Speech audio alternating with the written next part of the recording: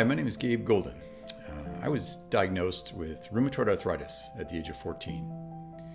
Up until that point, I was an active, healthy kid, enjoying life in Lake Tahoe. I was very active as a snowboarder and skateboarder and martial arts and soccer. And that was essentially my identity, was being really physical. And slowly, over a period of about a month, I got to where I couldn't even get out of bed.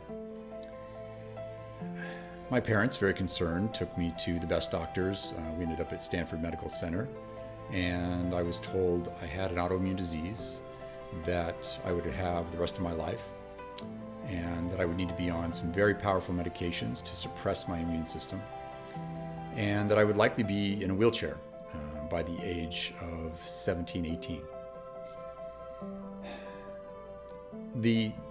That prognosis was devastating. As you can imagine, for a kid who had completely identified with just being physical. So I went through quite an identity crisis in addition to a lot of pain.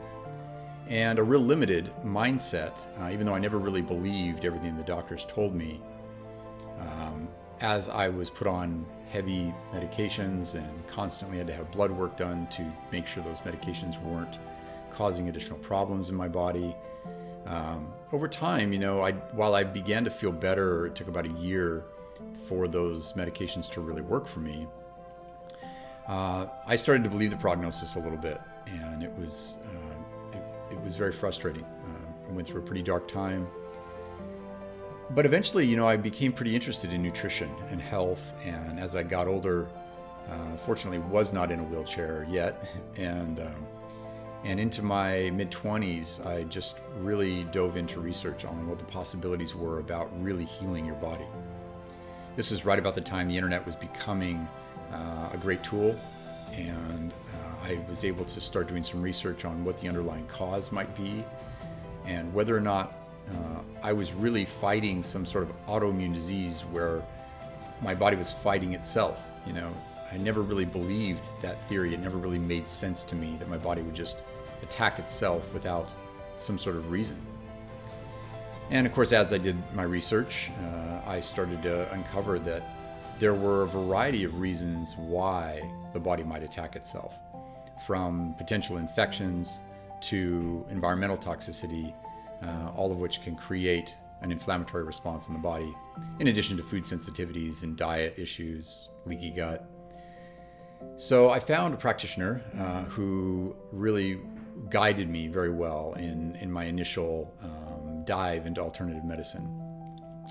And I let go of my medications all at once, which wasn't the smartest thing to do, because there was a lot of side effects to those medications, and I was eager to get better and seek this alternative way of healing. But as I got rid of the medications, the side effects went away very quickly. I started to incorporate antimicrobial herbs, as well as a pulse dose antibiotic therapy, just a couple days a week. There was a lot of research for rheumatoid arthritis, as well as other autoimmune diseases, that a low dose antibiotic over a long period of time could be very effective. So we incorporated that, a dramatic change to my diet, going gluten-free, sugar-free. I did a diet based on my metabolic type.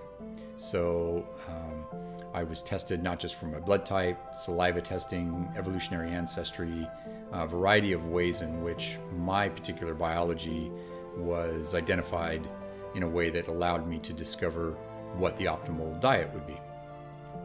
And so I incorporated that, which for me was kind of a mixed diet in terms of moderate proteins. I did need some animal proteins every day in order to keep my cholesterol in the right place. Some people, according to my doctor, don't need animal protein. About a third of his people do really well on a vegan diet. Just based on our different evolutionary ancestries and our different biologies, all of us kind of have different needs. As I incorporated the diet, I started to feel really good, but I also went through an inflammatory crisis, as I got off the medications. But about 8 months later, I was almost completely symptom-free. I had eliminated swelling and pain from every joint in my body, which had been aggravated and or one joint or another, pretty much for the most part, had been bothering me almost every day for 15 years. And so my fingers, my wrists, my elbows, my shoulders, my feet, my knees all healed in about 8 months. It was quite dramatic. And I filmed a little bit of this, just the initial treatments, just because I had come out of film school and I was living in LA and pursuing a film career. And so I started what I thought would be a documentary to show the healing process. And then I had about a year of feeling really good. And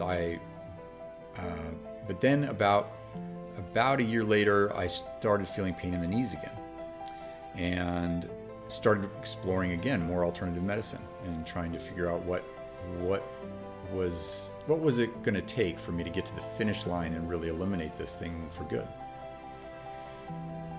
The other healing maintained. All of my joints, wrists, fingers, shoulders, feet, thankfully were a lot better and were completely healed, actually. It was just the knees that was frustrating me.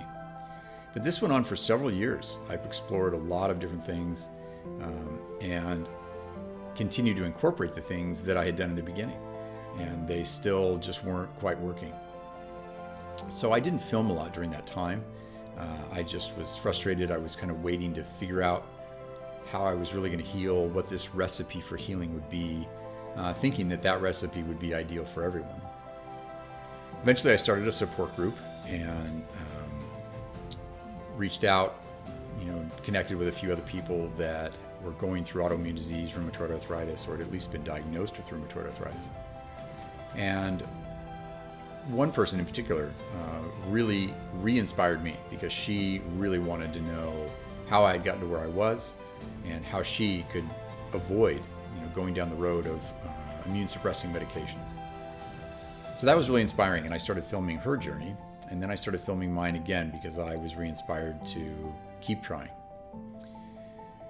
So the search continued, and this path was a long one. But ultimately, after a lot of trial and error, and after she went through a variety of things, from juice cleanses to a variety of different modalities and aggressive supplement protocols, she would get these steps forward and then steps back, and ultimately was diagnosed with Lyme disease. So initially she had been diagnosed with rheumatoid arthritis, now she had Lyme disease. So we were documenting that in the film, and I continued to document a few other people, and ultimately told our entire story over several years. Fortunately, even though mine, I continued to go through a roller coaster of steps forward and steps back, we all ended up at a clinic in Arizona called the American Center for Biological Medicine, which is an extraordinary place where the doctors do biological medicine, which is really about the biology of the body. And it is very similar to integrative medicine or functional medicine. But I think that what they do different is they use a lot of technology. So they have a very Eastern philosophy about healing the underlying cause, but they use a lot of technology to both achieve diagnostics that are on a level that I've never seen before anywhere, and use technology as well to enhance the healing process in your protocol that they give you. So we did things like contact regulation thermography. We did scans called the zyto scan. We would get these in-depth reports of where our nervous system was at, how out of balance the nervous system was, and how important it was to regulate the nervous system and calm the nervous system through not just modalities, but through deep breathing, through relaxation, through sleeping better, through detoxification, through eliminating products that we were using that might be a burden to the body. So a lot of things can affect the nervous system, from diet and environmental toxins to stress, past trauma.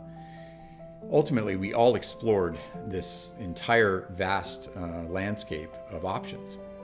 But this one clinic, having the opportunity to get these great diagnostics, kind of narrow down what was unique to each one of us that we needed to focus on, What was weak in the biology? Was there more of a likelihood that hormones were off and needed to be addressed? Or was there a likelihood that there was an infection? Or was the gut inflamed and that needed to be the priority? What was beautiful about diagnostics like that is that it really gave us information about what to prioritize first.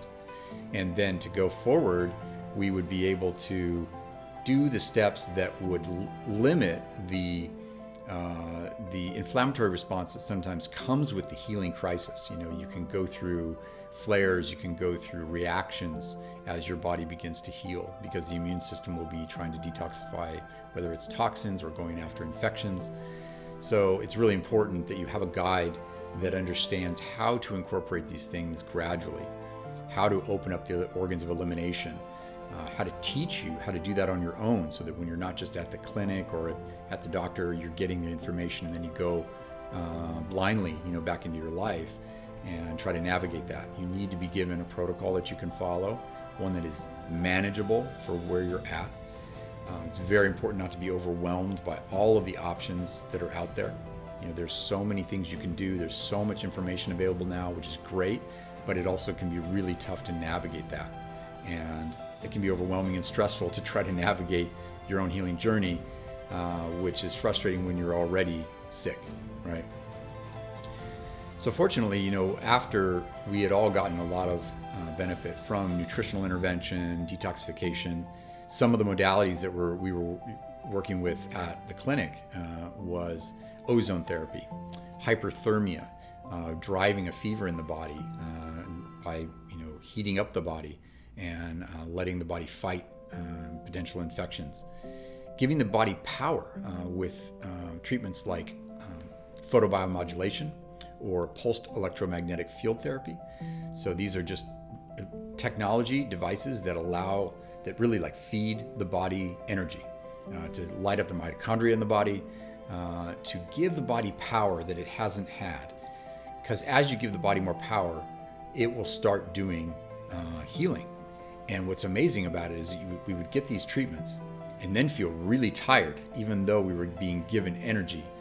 And it was like the body had enough energy now to force us, just like when we're really sick with any kind of flu or cold, you just get tired, you get a fever, you don't want to even get out of bed.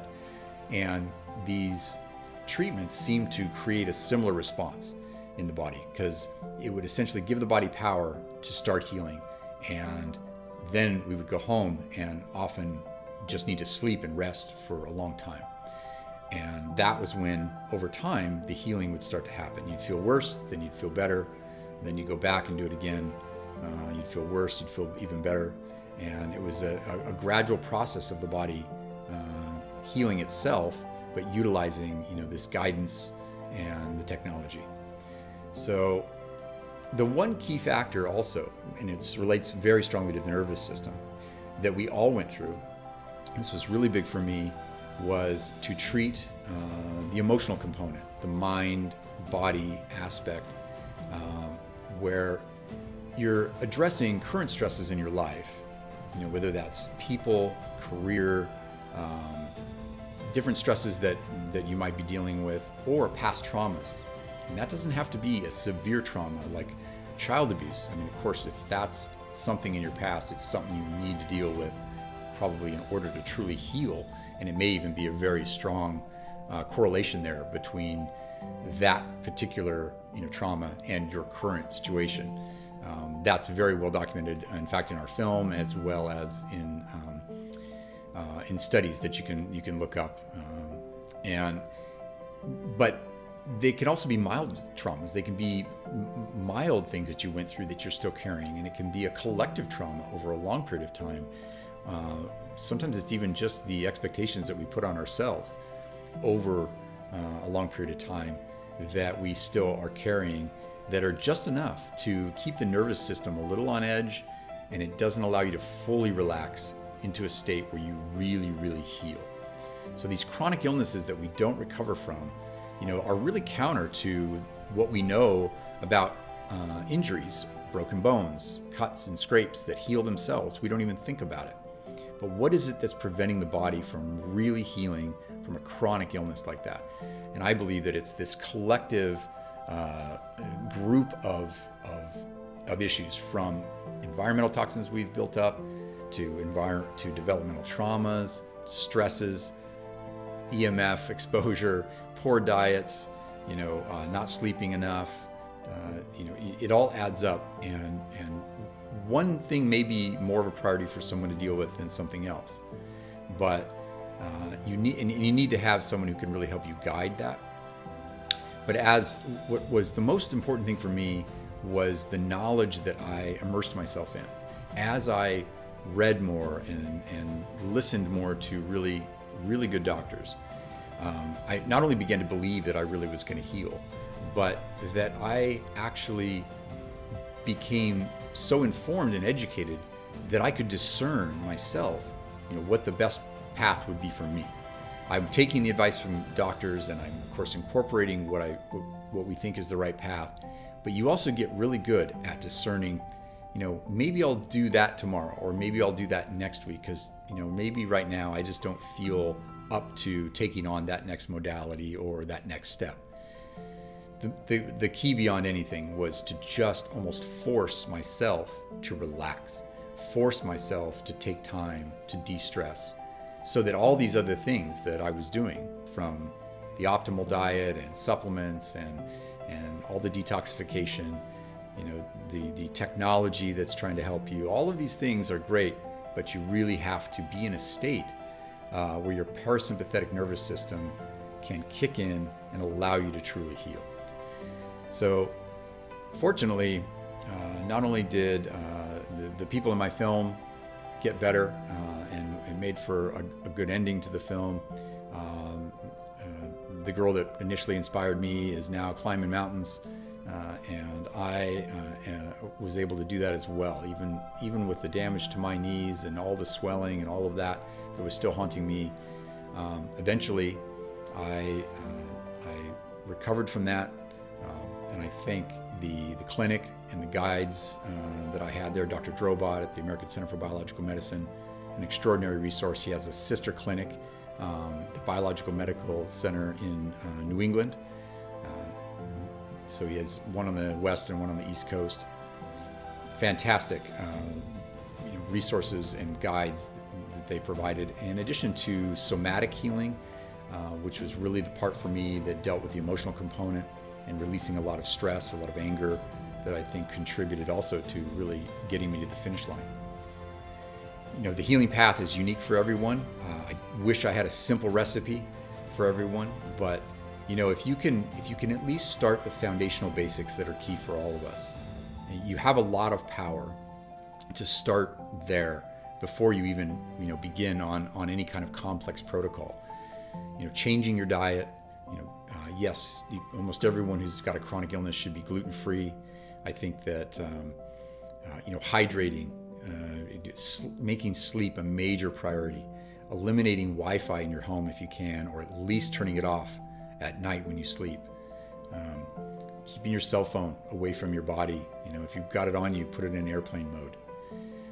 Change all the products that you use. Get rid of all the cleaners and all of these soaps and shampoos and makeups and deodorants and toothpastes and things that are just full of toxins. Go to the Environmental Working Group website and check out what is approved for you to actually put on your body that doesn't just, add more burden to your body. Deep breathing, meditation is so powerful. You can actually, on the tests we did on our nervous systems, you could see the incredible difference in our nervous system just through deep breathing. A minute of deep breathing would shift the nervous system from a sympathetic state to the parasympathetic, which is putting you into a healing state. It's really extraordinary.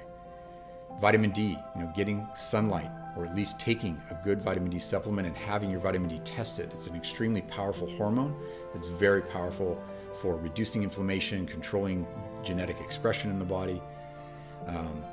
Earthing, getting out, putting your feet on the grass or on the beach, on the sand, in the dirt, as often as you can. You can even buy mats at home. I sleep on a mat that keeps me grounded. Look up earthing. Earthing.com is a great resource. These key foundational basics just can help, keep your body optimized for healing, you might feel dramatically better just incorporating those things. And the journey, again, will be unique to you. You've got to immerse yourself in the education so that you can discern your own path. But seek out a really good doctor, preferably a biological medicine doctor, but at least a functional medicine doctor, integrative medicine doctor, to help you on this path, to help you with each of these steps. And if you're on medications, particularly for autoimmune disease, rheumatoid arthritis, don't jump off those medications right away. Unless you're on, have severe side effects or something right now. I mean, just incorporate all these other things and let that medication help you. Let it be the Band-Aid that it really should be. It should not be something you're on your whole life. It should be something that you use to help you feel good enough to maintain a protocol to achieve the ultimate healing that you're looking for. And then gradually over time, you'll be able to reduce that medication. And connecting with others, talk to people. Don't hide your illness, be open about it. I hid it for too long. And once I finally talked about it, it connected me to other people. And there were so many other people that I met finally who were on the same path. And that's what's great about this, Healing Together community, is because when you express it and you share it like this, it makes people feel like they're not alone, and they're not. I mean, there's so many of us struggling with the adversity of these kinds of chronic illnesses, and there is hope. We really can heal. It's an extraordinary journey for a lot of us, and you won't be the same person afterward. Keep in mind that it's not really just about healing the disease that you've got and then moving on back to your life. Something, or maybe many things, led you to be ill. And so it's important to think about the healing process as a transformation, and you will be different when it's over with, but you'll be grateful. You'll be a better version, a more ideal version of you, and your body will express that by being healthy. So I wish you all the best, and thank you to Healing Together and this community. Pay it forward, to tell your story and pay it forward. Thank you.